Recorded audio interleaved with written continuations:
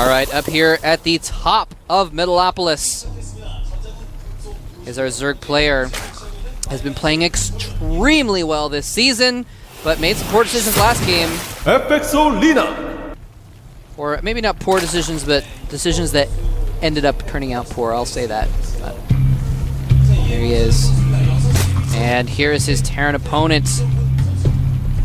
Has been a little bit sloppy getting here. MarineKing Prime win. But polishing off Leenock in game 1.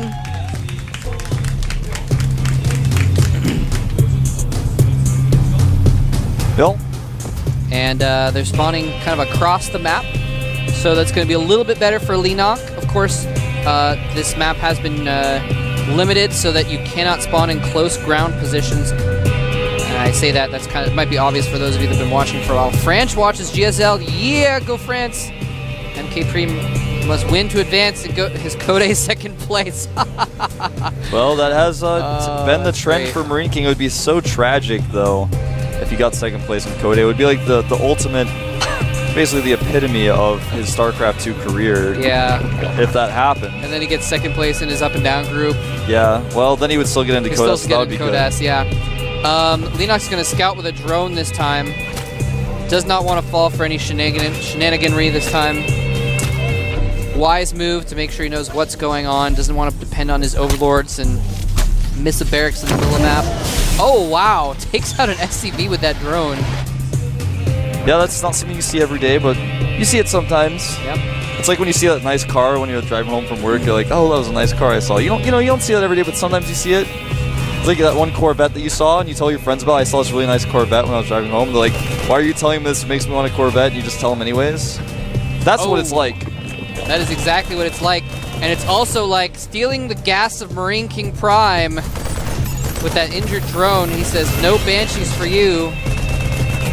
He may go Banshees, actually. You can go Banshees off one gas. Well, you can. You just can't get float very quickly. But essentially what Leenock is trying to achieve here is so you can keep that drone alive, so you can try to go and scout more with it in a minute. But if there are two Marines there, it's very difficult, because even if you cancel, the Marines are on top of the drone's not going to get away. And he actually, and this is something that not everyone does, some people will just attack move against the extractor, and so the Marines will attack from a distance, and so that means when the drone cancels, they're not within range to kill the drone.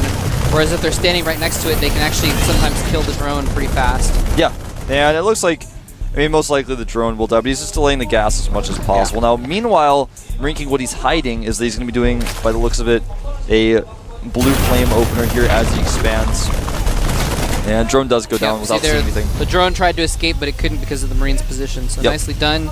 And you're right, it's going to start off the Hellion, and he's almost got enough for gas for the blue flame upgrade. Probably going to see the Infernal Pre-Igniter very quickly here. That Infernal Pre-Igniter. Infernal. So there it goes. So basically what MarineKing is going to be doing is this blue flame Hellion expand build that we've seen Slayer's Terrans do. It's kind of like the new trend. It's not kind of like the new trend, it is the new trend, It is the new trend. It's a good build, and it's becoming very a standard. similar to the new trend in its identicalness to the new trend.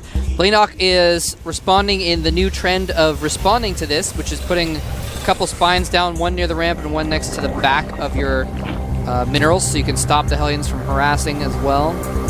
Very true. Probably going to try and put an Evo chamber down next to the spine crawler to go ahead and block anything from trying to run by. Yeah. That's just a tip for newer Zergs. Always do what Leenock has done with the spines. One at the front, one near the mineral line. Position your queens. It's like the best tip ever. All right, if you're a new Zerg, play exactly like Leenock. Well, easy. You'll win. Do what Leenock has done here in the most simple way, and block your ramp with your queens and Evo chamber and the spines in a place where the Hellions can't attack the evolution chamber, can't attack your queens and then run away. No, see how he's positioned that. It's a good tip. No, you're right. It's a good tip. I just thought it was funny. You're like, yeah, you know what's a good thing to do? Play like one of the top 5 Zergs in the world. Well, that's a good tip too, man. Like, if you can do that, man, you'll be fine. Yeah, all you have to do is be one of the best players in the world. Well, you should be playing like Leenock, man. That's what you should. I said play like Leenock. I didn't say you had to be exactly like Leenock. I'm just kidding. I mean, I would tell a basketball player to play like Michael Jordan, and they would be like, well, I don't know. It's like, I don't know if I can do that, Wolf.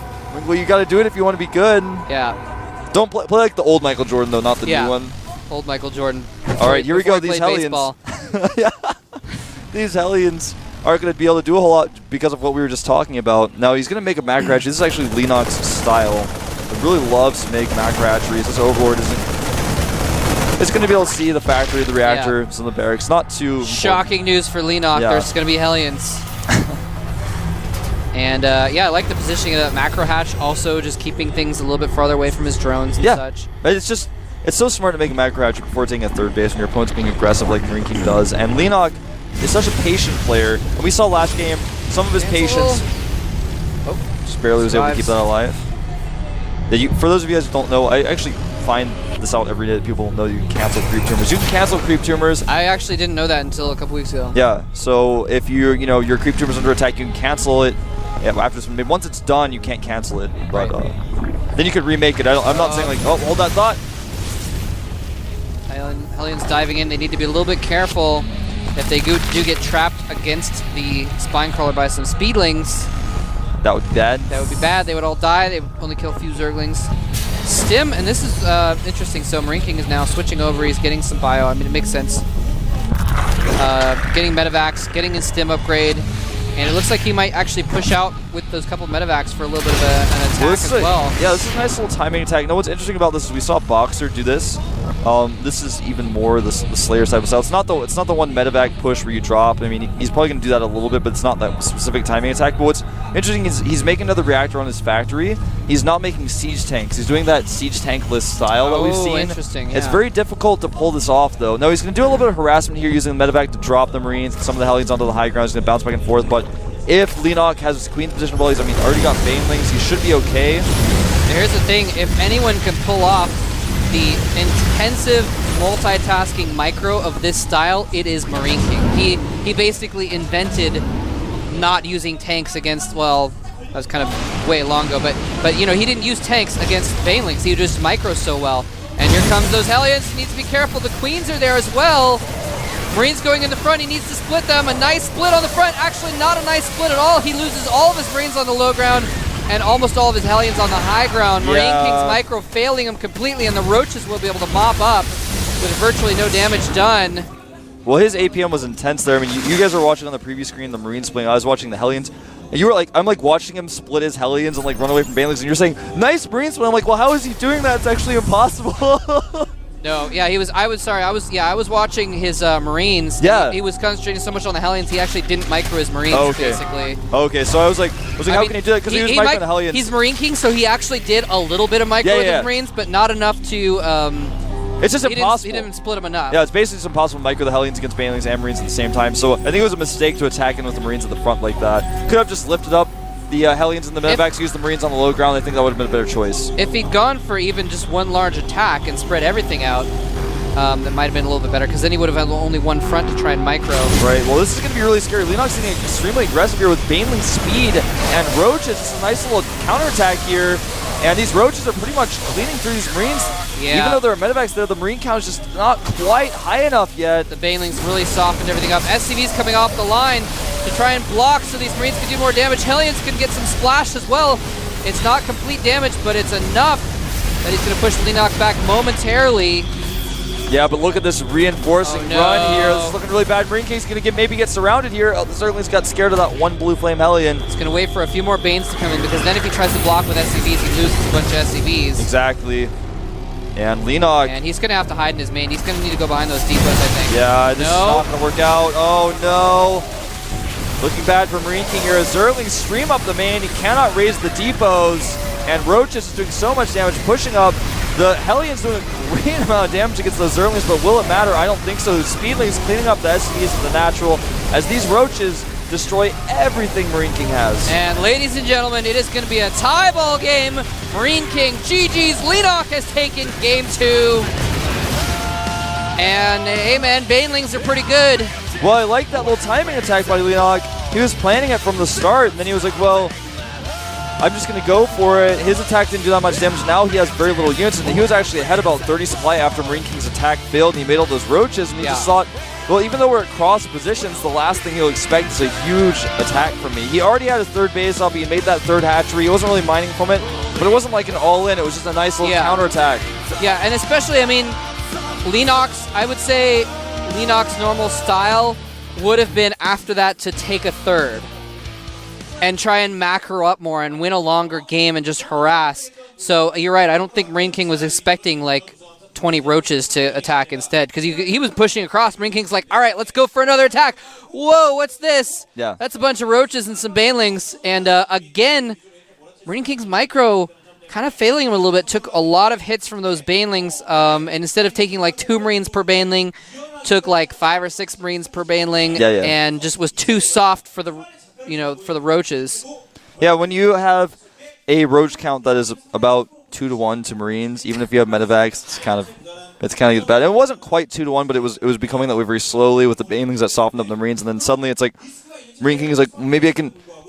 No, I can't hold, and he has to go back, and then the roaches are killing a lot of SCVs. Now, what do you think would have happened if MarineKing had just run everything back up into his base, lifted his depots, and lifted his natural, and tried to the problem is defend for a little while? I don't know what he could have done from there, but he was just so behind. Basically, he was so behind from that attack that even if Leenock just had to turn around, he would lose mining at the natural, and Leenock already has a third base up. It wasn't saturated yet, but he made a third hatchery. Oh, I didn't realize that. He didn't make a lot. Okay. Yeah, he didn't make. So basically, he would just go, okay, make a round of drones instead of that second reinforcing attack, and then use the drones. And then MarineKing would have been in a ton of trouble. We probably would have made a Spire and then just controlled the game from there. Would have been a longer game. Yeah, that makes a lot of sense. I didn't realize Leenock had his third up already. I was thinking like, okay, well, 2 command center mules against 2 base Zerg. You can try and drop or something. I don't know. And keep in mind, with the macro hatchery, he had so much production to do that little timing attack. That's why all those speedlings were able to come in. A ton of production with that. So Leenock is going to tie it up at 1 apiece. MarineKing, man, he's been looking a little bit sloppy this season, and a little bit of sloppiness there cost him the game. Yeah, I would say so. I think he probably should have done something similar to what we were talking about with the Slayers team, is do that drop the Hellions on the high ground, then you have the Marines on the low ground, so you've got kind of the Hellions up here running around. I'm like doing this little diagram for you guys.